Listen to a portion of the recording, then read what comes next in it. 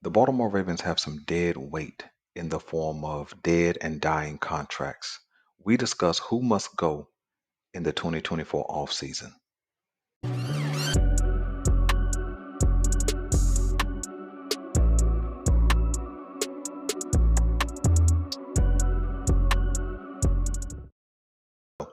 Hey, what's going on, guys? Welcome back to the gym. It is your guy, Boulanger, up next on the GM. Out with the old, in with the new. We discuss dead and dying contracts for the Ravens. Do me a quick favor, hit like. If it is your first time checking out the GM, hit subscribe. Also hit the notification bell so that you get updates when we upload new content. Let's talk about it.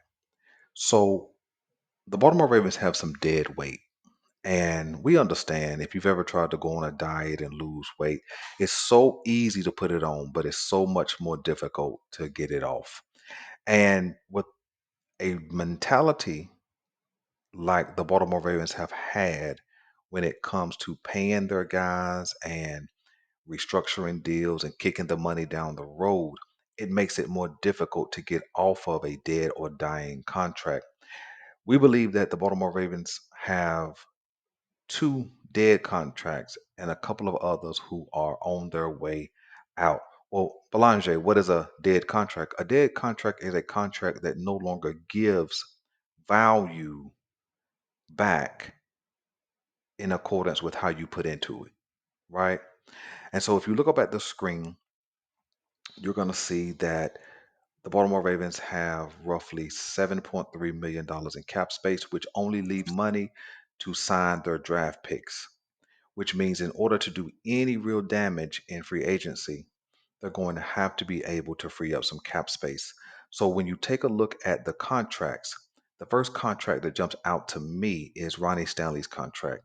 Ronnie Stanley is a player who's been a Raven for some time, but he began to lose value probably 3 years ago when he first hurt his ankle and had a couple of more surgeries, and he's just been off and on the last several years, even to the point where this year he was on a rotation basis with Makari. And you can't really take two players and play one position, right? Which means his contract is dead. If you look over to the right, you're going to see that he has about a 25-ish million-dollar cap hit. But if you cut Ronnie Stanley with a June 1st designation, you're going to save $15 million in cap space this off season. Okay. That would take us to $22 million in cap space with the seven we already have available.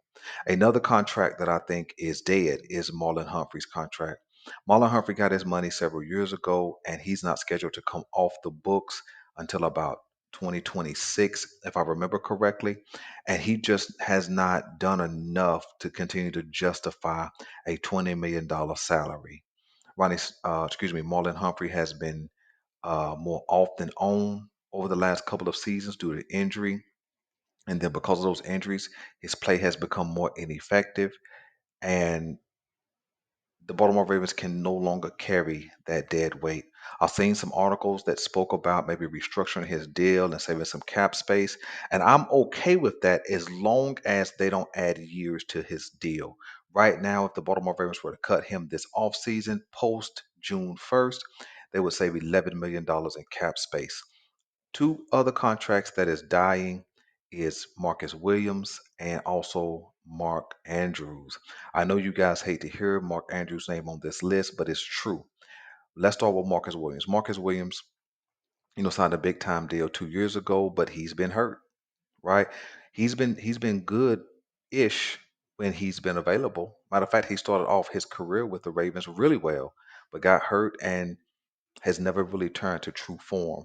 And so um I don't think it's realistic that they cut him this year, but I just want to show you guys the numbers and what the savings would be. And then, of course, Mark Andrews' contract. He signed a big deal several years ago, I think about 3 years ago now.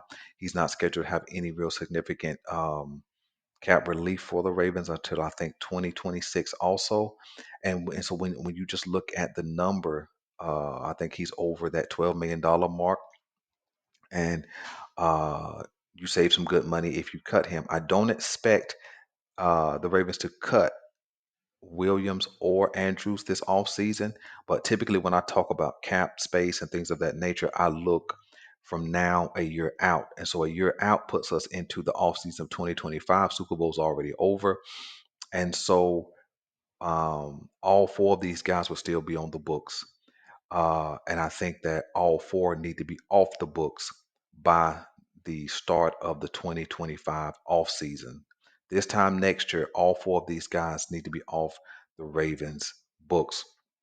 But let me hit one more name before we look at 2025. Tyus Bowser. He's a guy who didn't show up all year long. I heard he was hurt. That was the speculation, but it was a lot of confusion, a lot of question around what his actual injury was. At this point, I don't care, right? He was good for us when he was here. He got paid, made some money. And if the Baltimore Ravens release him, cut him, waive him, whatever you want to call it, with a June 1st designation, they will save $5.5 million, which is also good cap space. And so if we just take into consideration, if we take Ronnie Stanley, who I think has to go this offseason, plus Tyus Bowser, that pushes us to 20.5 million dollars in additional cap space. If you add in Marlon Humphrey, which I think is a real possibility, that takes us up to about $36 million in cap space, plus the seven that's available, puts us at about 43 million. I think we can do some damage with that kind of money in cap space. Now, let me be very, very clear. I'm not saying we should cut these guys just so we can keep Meta BK and Patrick Queen and those guys. That's not what I'm saying at all. I'm just saying these contracts are dead weight at this point. And so I think we need to get this kind of money off the books, which are no longer paying dividends. Let's jump and take a look at 2025. You look up at the screen, you'll see 2025. The Baltimore Ravens have you may not see it, but the Baltimore Ravens are expected to have $51 million in cap space. Now, let's be honest, that's without any work being done this off season, right? So that will be the number, but it's not likely that we'll have that much money available in cap space next year because I'm sure we're going to sign some people and all those kind of things. But the expectation is 51 million based on right now situation. And when you take a look at the same guys that I mentioned, Ronnie Stanley, when you look at Marlon Humphrey, Mark Andrews, and also Marcus Williams. Now let's do a tally. When you look at next year, if you cut Ronnie Stanley with a June 1st designation, you save $20 million in cap space. When you look at Marlon Humphrey, same designation, June 1st, 18 million. That's $38 million in cap space.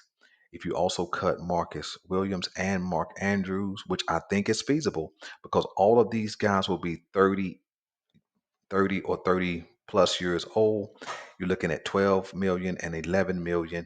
You're looking at over $60 million in cap space available. And that's including Lamar Jackson's contract, which is the largest already being on the roster, right?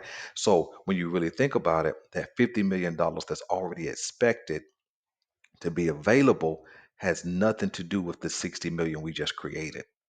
And so when you really think about the numbers versus production, I think they have to go, especially when that will be a season when it'll be time to consider Tyler Lindenbaum getting a new contract. Isaiah Likely will need a new contract.